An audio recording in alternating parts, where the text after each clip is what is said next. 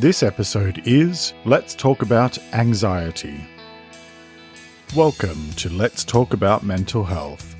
I'm Jeremy Godwin, and every week I look at one aspect of better mental health and I share practical and straightforward advice that you can apply immediately to improve your well-being.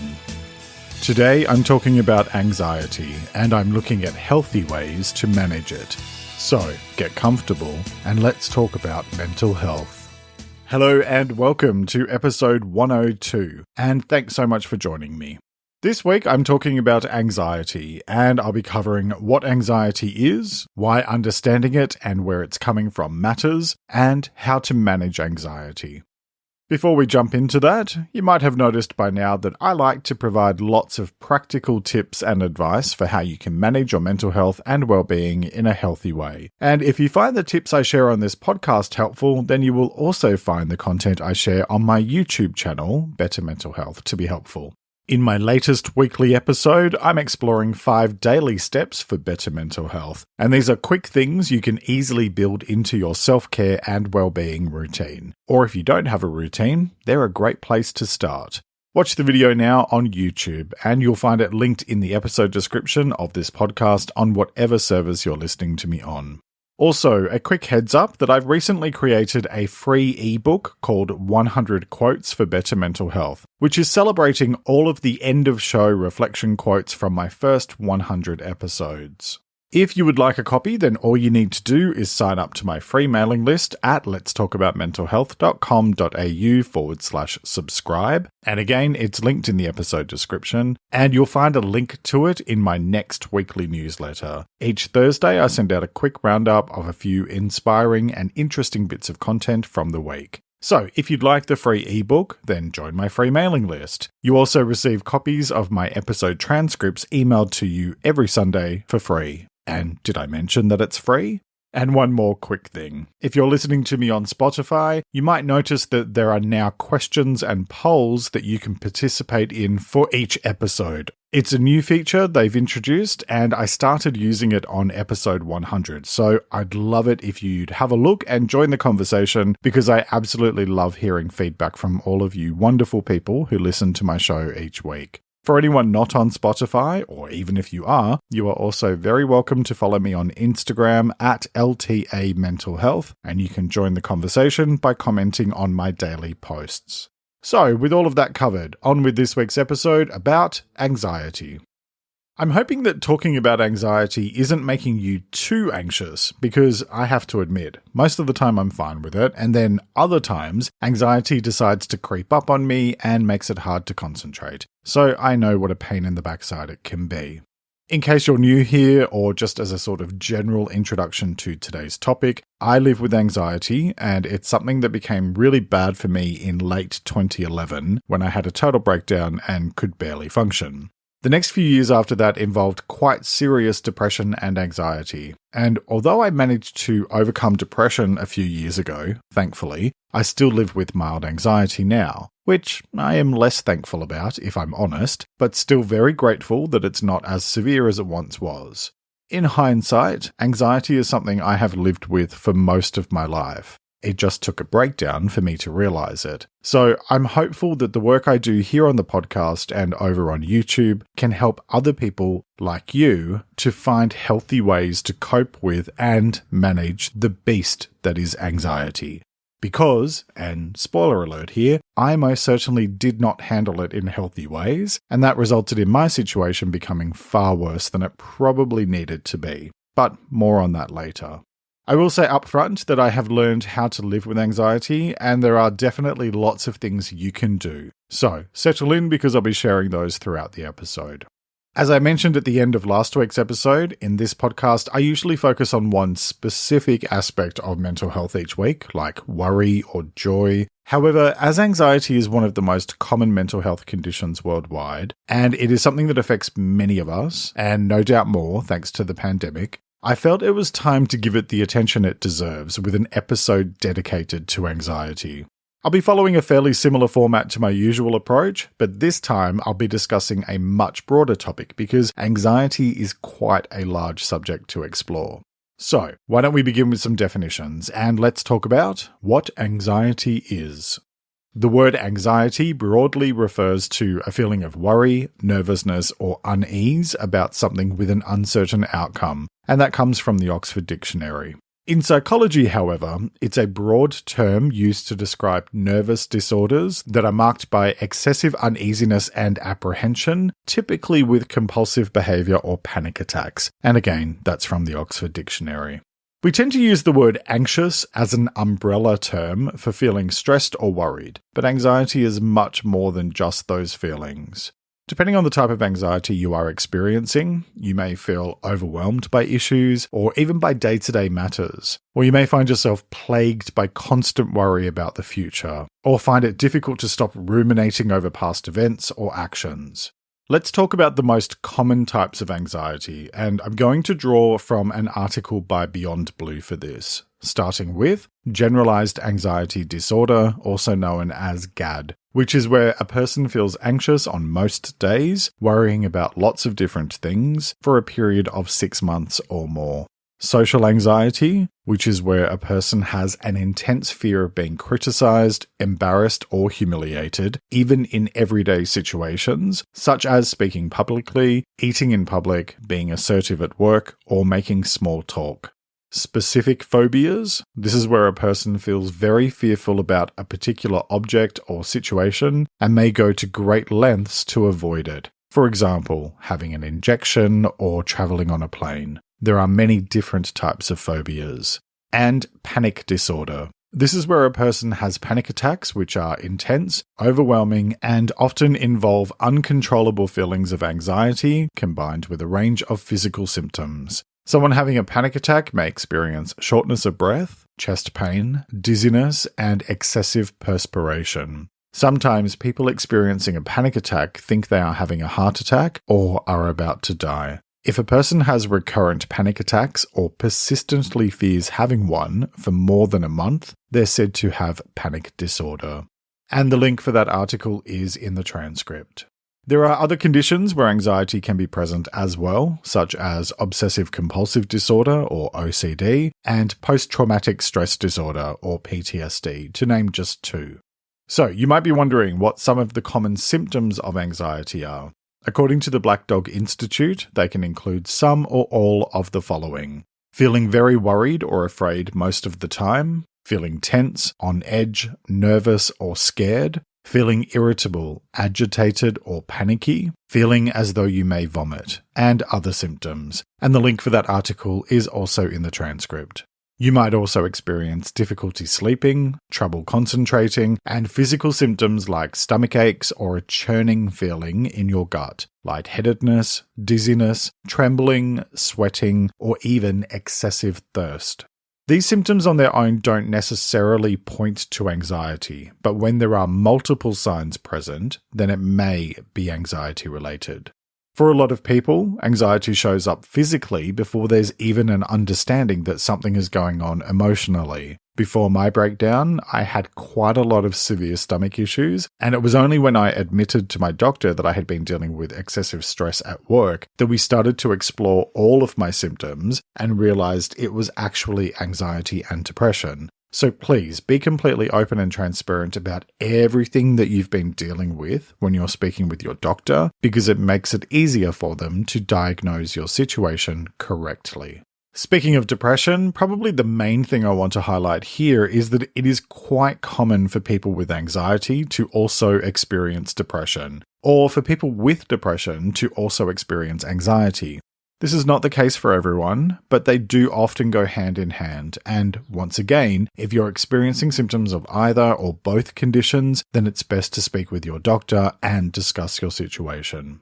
According to the same Black Dog Institute article I mentioned a moment ago, anxiety can be caused by a number of different factors, such as genetics, ongoing stress, changes to your brain chemistry, pregnancy and childbirth, including postnatal anxiety, trauma, medical conditions like diabetes or heart disease, personality traits like perfectionism, high sensitivity, shyness or low self-esteem, substance abuse, and more. That's why it's important to understand what the contributing factors are for yourself. which is actually a nice transition into the next part of this episode, why understanding anxiety matters.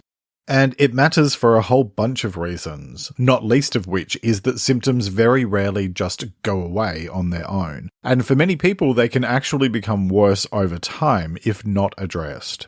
To give you a broad perspective on just how prevalent anxiety is in the world, here in Australia, it is the most common mental health condition, and on average, 1 in 4 people, 25% of the population, will experience anxiety at some stage in their lives. And that data comes from another article by Beyond Blue, which is linked in the transcript. Those numbers vary slightly from country to country, but in general, it is a fairly large chunk of the population dealing with this stuff. So, if it's any comfort at all, you're not alone if you're experiencing ongoing anxiety symptoms. And on behalf of all of us, hello and welcome to the club. Continuing on from that point, understanding anxiety matters because it's about having awareness of your situation so that you can make changes and take action to address it, since it is very unlikely to just magically resolve itself. The way I look at it is this: anxiety is a sign that something needs to change. Whether that's in terms of your physical, emotional, mental, spiritual, social, or financial health, or more broadly to do with your work or your relationships, whatever it is, anxiety is telling you that you need to do something different. Let me clarify here that anxiety can be caused by a number of factors, either internal or external or both. And so it's rarely ever just as simple as, for example, saying, I'm anxious because of my job, or my physical health issues are making me feel anxious.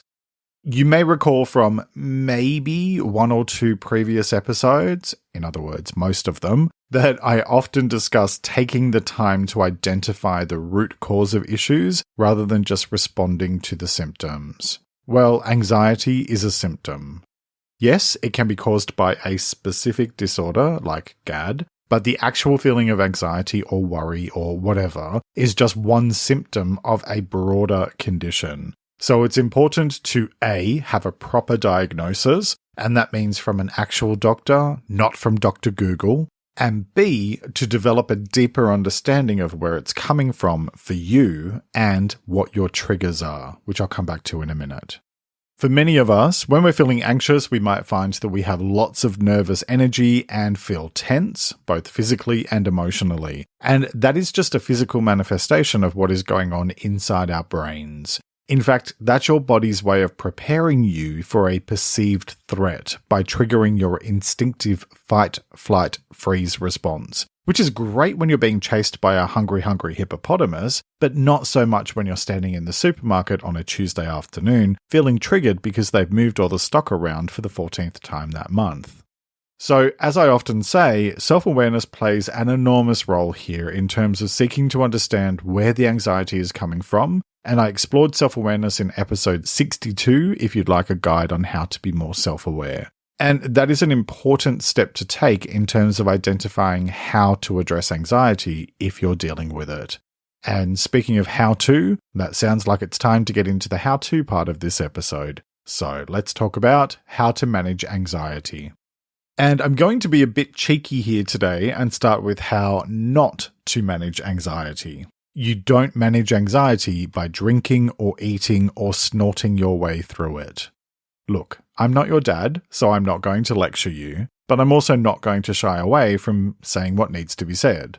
I tried drinking and eating my way through it. Thankfully, I didn't try snorting it away. And I can tell you from first-hand experience that it didn't work well, like at all.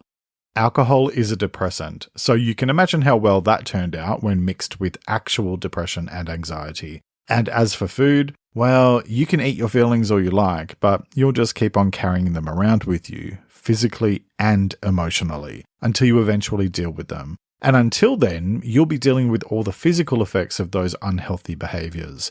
If you go back and watch my videos on better mental health from January when I launched the channel, you can see just how huge I became until I finally started working on my emotional eating with a therapist a few months ago. And now I feel like it's actually under control. And you can see the physical effects of that in terms of weight loss in my more recent videos. So, my point here is that unhealthy coping mechanisms have unhealthy results. Those types of behaviors might seem to make you feel better in the short term, but in the long term, you'll find they do way more harm than good, physically and mentally. So, with that rant over, my next point is get a proper diagnosis. And I know I said this before, but now I'm saying it again, this time in more detail. Because it's important to be aware that stress and anxiety often go hand in hand. It can show up as feelings of mental stress combined with physical symptoms like your heart racing or becoming sweaty or even panicked. If you're experiencing these sort of symptoms together on an ongoing basis for a prolonged period of time, generally 2 weeks or more, and you're not finding that the situation is improving, it's best to talk with your doctor about what you're experiencing. Please don't self-diagnose because those symptoms can also be related to other situations, and so a proper and accurate diagnosis is important. You can also complete an online tool called the K10 Anxiety and Depression Checklist. It's available for free from lots of different sites, and I'm going to link it in the episode description as well as the transcript. And it can help you to identify if you might need to have a chat with your doctor or another healthcare professional. So it's worth taking a few moments to do if you're not completely sure about what's going on. A little self-knowledge will pay enormous dividends, and it's better to know what is going on than to stay in the dark, because these things can get out of hand quickly if left untreated. In my case, I went from mild panic attacks to being suicidal in the space of just 2 weeks. So please make your well-being your number one priority. Okay, so my next point is address the root cause or causes. And again, I say this on the basis of having a proper diagnosis first, and then beyond that, the piece here is about taking the time to identify what is contributing to your situation. By that, I mean what's going on inside you, your thoughts, feelings, and emotions, as well as your external circumstances, like work, home, family, financial, etc. Again, this is that self-awareness bit I discussed before and in episode 62, and if you're struggling to identify what the contributing factors are for you, then you may find it helpful to work through it with a counsellor or therapist. And please bear in mind that dealing with the root cause may mean needing to come at it from multiple angles. Depending on your situation, it might be a combination of medication and therapy, as well as your own daily actions, including the things I'm covering in this episode. Each situation is unique, so you need to find what is right for you. The main point here is don't just leave it, do something about it. So, assuming that you know what your situation is, or if you're self-managing your way through mild or occasional anxiety, let's talk about some general ways you can manage it in the moment. Bearing in mind that all the stuff I shared before was my way of saying how important it is to be proactive and stay on top of your overall mental health. So please create a daily self-care plan. You'll find specific tips on how to do that in episode 101, which was all about the basics of good mental health. Okay, so some anxiety management techniques that may be helpful include journaling. And this is about writing out your feelings as a way of expressing them. And as I say quite a lot on this show, if you keep your emotions bottled up, then they stay bottled up, which can do a lot of harm in the long run. So channel them out in a healthy way. Actually, my next point is a continuation of this one, and it is use an anxiety journal or mood tracker. And this is about having something specifically designed to either capture those anxious thoughts so that you can get them out and channel them into their own designated space, rather than a journal that might be a more broad way of reflecting on your day, or even just having a mood tracker where you can keep an eye on how you feel several times throughout the day, because that then allows you to come back later and look at patterns over a few weeks to see if there are specific triggers. Next, pause and breathe for 10 seconds. When we're in a heightened emotional state, our instincts often kick in and we run on pure emotion for the first few seconds. And if you just react to your emotions, it can sometimes send you into a spiral of anxiety. Pause, gently breathe, and count to 10. This allows time for your rational, logical mind to catch up with your emotions so you can then make more thoughtful and considered decisions about how to respond. There are also other focused breathing techniques that you might like to explore as well, so see what works for you. Next, focus on what is within your direct control. Many of the things we worry about are outside of our direct control. You have no control over other people or events outside of yourself. All you can control is what you choose to do and say, as well as what you choose to do with your feelings. When you accept that, it makes it easier to let go of the stuff that is out of your control. This is where that anxiety journal I mentioned before might come in handy. I talked about control in episode 48 if you'd like to explore the subject more. By the way, I've talked about a few related topics in past episodes. I covered stress in episode 8, worry in episode 95, and overthinking in episode 4, so check those out for more advice.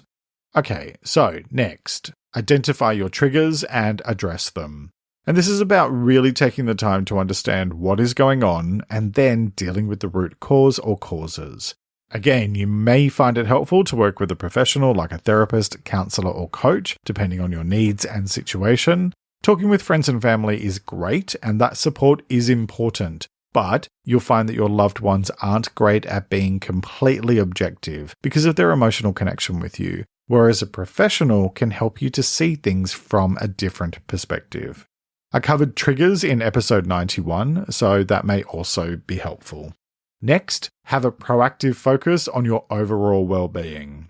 And this is about recognizing the connection between your physical health and mental health. Make your well-being a priority and do things every day to look after yourself, which I discussed last week in episode 101 about the basics of good mental health. And finally, know the signs.